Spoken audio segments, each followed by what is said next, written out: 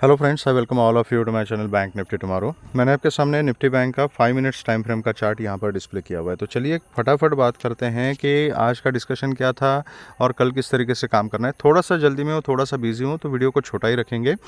तो हमारा डिस्कशन कल एकदम क्लियर था सेटअप आज के लिए कि एक लेवल हमने डिस्कस किया था 47,500 का जो जोन है वो जोन, ठीक है, मतलब 480 टू 530 का zone, and that is a resistance zone. ये मैंने क्लियरली आपको बताया था कि वहाँ तक अगर हमें टारगेट्स मिल जाते हैं तो हम वहाँ पर प्रॉफिट बुक करेंगे, ठीक है। अब हुआ क्या, देखिएगा, कुछ चीज़ें होती है, that is why I always say कि don't concentrate on the levels only. कुछ लोग हैं वो वीडियो फास्ट फॉरवर्ड करके देखते हैं, उनको सिर्फ लेवल्स में इंटरेस्ट होता है। मैं आपको 1000 बार बता चुका हूँ कि अगर आपको लेवल्स पता भी है तो ज़रूरी नहीं है कि उस लेवल के ऊपर आप अच्छी तरह से उसको एग्जीक्यूट कर पाओगे। रीज़न बीइंग कि लेवल सबके लिए सेम होता है। चार्ट में आपको लेवल मिलेंगे, लेवल निकालना कौन सी बड़ी बात है यार। थोड़े दिन अगर आपने चार्ट को अच्छे से ऑब्जर्व किया तो हर कोई आदमी चार्ट में लेवल्स निकाल सकते हैं, लेकिन सिर्फ और सिर्फ लेवल निकालने से अगर ट्रेडिंग आसान हो जाती या ट्रेडिंग प्रॉफिटेबल हो जाती तो हर एक आदमी करोड़पति बन जाता है। लेकिन ऐसा नहीं होता। क्यों नहीं होता? क्योंकि कुछ चीज़ें होती हैं जिसमें आपको मार्केट का बिहेवियर देखना पड़ता है, एंड उसके हिसाब से मार्केट के बिहेवियर को देखते हुए फिर अपना सेटअप आपको डिसाइड करना पड़ता है कि कहाँ पर आपने ट्रेड एग्जीक्यूट करना है। तो पूरी बात आती है एग्जीक्यूशन की, and execution depends on your thought process and your psychology, your sentiments and your decision making, right. तो दैट इज़ वाई लेवल्स हमेशा काम नहीं करते। अभी यहाँ पे क्या हुआ बताता हूँ, ठीक है। अगर सपोज ये कल की क्लोजिंग है, राइट, अगर इसी जोन में मार्केट अगर कहीं खुलती, फ्लैट खुलती और इसी जोन में रहती और 10-15 मिनट स्पेंड करने के बाद अगर ऊपर ब्रेकआउट मिल जाता आपको, तो ये जो 200-250 पॉइंट का जो मोमेंटम है, ये अच्छा खासा मोमेंटम आप कैप्चर कर पाते, राइट। लेकिन आज के दिन किया गया मार्केट ने, पहली जो कैंडल थी, पहली कैंडल ने जाके 500 को टच किया, 500 के जोन को। दूसरी कैंडल वहीं पे रुकी। तीसरी कैंडल में एग्जैक्टली जितना ये मोमेंटम था 200 पॉइंट का, वो पूरा का पूरा ख़त्म कर दिया। एंड उसके बाद फिर से ये कैंडल गई, उसने सीधा जाके 47,180 का जोन टच कर दिया, ठीक है, जो सपोर्ट लेवल हमने डिस्कस किया था। वहाँ से फिर से मार्केट बाउंस बैक हो गई, एंड देन थोड़ा सा ऊपर जाने की कोशिश की, 530 के जोन को ब्रेकआउट देने की कोशिश की, but it was a false breakout. Breakout sustain नहीं हो पाया, एंड वहाँ से गिरावट आ गई, राइट। तो कुछ लोगों ने यहाँ पर एक कॉल की पोजीशन ली थी, थोड़ा बहुत प्रॉफिट कमाया। बहुत सारे लोगों ने ये 500 का जोन उनको याद था। तो जो लोग ये फॉल्स ब्रेकआउट को आइडेंटिफाई कर पाए, उन्होंने कुछ यहाँ पे पुट की पोजीशन बनाई थी, तो 200 पॉइंट का यहाँ पे एक स्कैल्पिंग ट्रेड उनको मिला। उसके बाद पूरा दिन मार्केट ने यहाँ पर कुछ नहीं किया, सिर्फ कंसोलिडेट करती रही, राइट। अब होता क्या है, आदमी सोचता है कि ये देखो यहाँ तक ये पीडीसी लेवल है, पीडीसी लेवल इज़ इंपॉर्टेंट, हम हमेशा डिस्कस करते हैं। तो ऊपर गई, यहाँ से रिजेक्शन ले लिया, तो ये थ्योरी तो हमारी करेक्ट हो गई। यहाँ से रिजेक्शन लेने के बाद यहाँ पर आ गई, तो यहाँ पर सपोर्ट बनाने का सिनारियो मार्केट ने यहाँ पे क्रिएट कर दिया। तो लोगों को क्या लगने लगता है कि अभी इस लेवल की मार्केट रिस्पेक्ट कर रही है, एंड एक्चुअल में मार्केट ने रिस्पेक्ट की भी।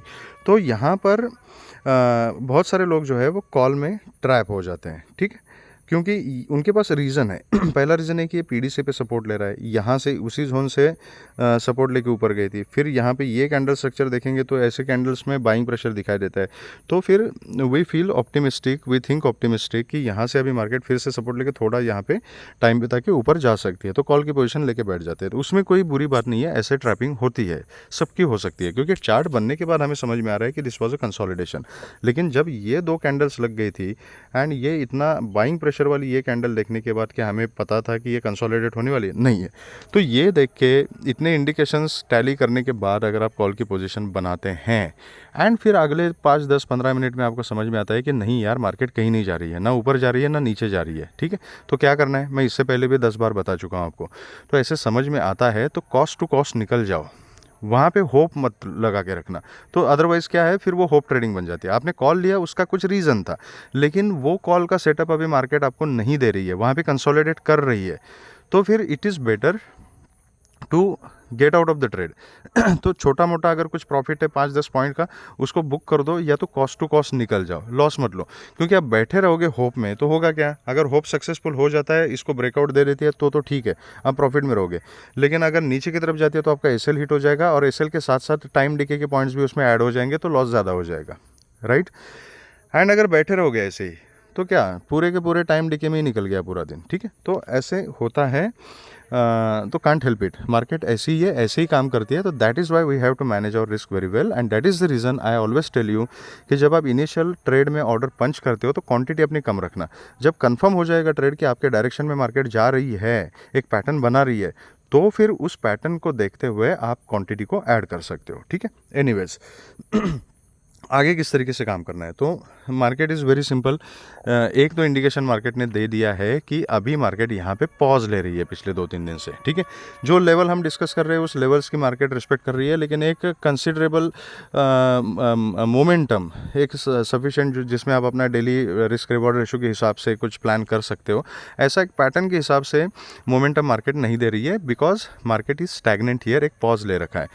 तो लेवल कौन सा है अभी, ये थोड़ा सा ऊपर 47,000, अभी 580 630 का जोन पकड़ लीजिए, क्योंकि यहाँ एक नया हाई यहाँ पे मार्केट ने लगाया। अल्दो 530 के जोन का इसने फॉल्स ब्रेकआउट दे दिया, लेकिन अभी ये लेवल भी इंपॉर्टेंट है क्योंकि यहीं से सेलर्स एक्टिवेट हुए थे, ठीक है। एंड आज की क्लोजिंग है 47,300 की पकड़ लीजिए, ठीक।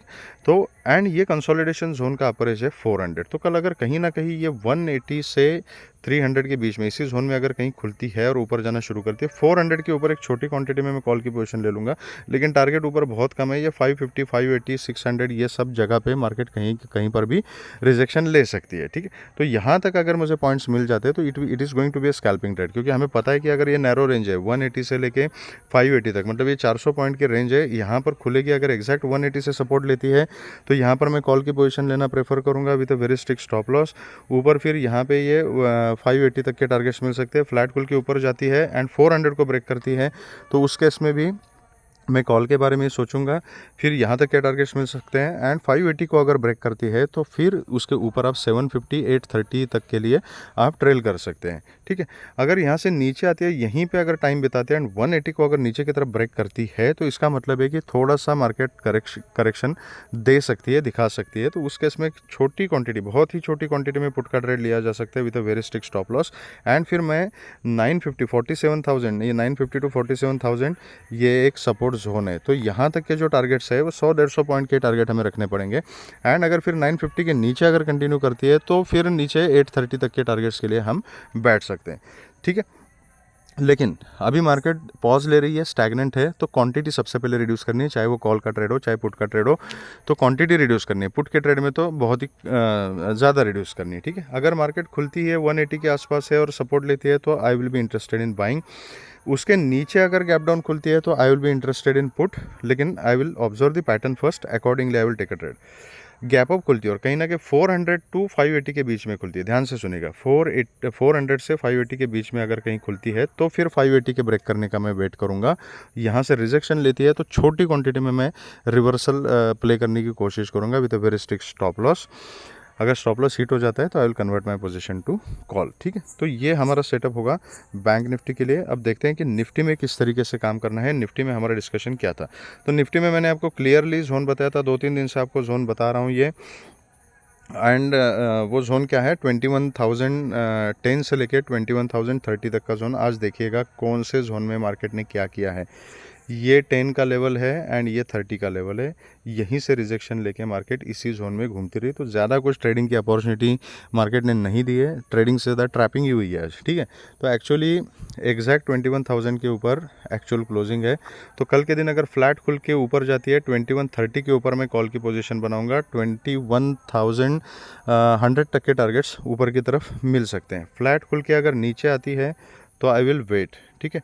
तो वेट ये 960 तक का जो लेवल है ना, 960 से लेके ये 21,010 के बीच में कंसोलिडेट किया है, अच्छा खासा कंसोलिडेट किया है। तो कल अगर ये 960 के नीचे अगर ट्रेड करती है तो मैं एक छोटी क्वांटिटी में पुट का ट्रेड ले लूँगा। 930 तक के इनिशियल टारगेट रहेंगे, 930 के फिर भी नीचे 850 तक के टारगेट्स हमें फिर से मार्केट में देखने को मिल सकते हैं।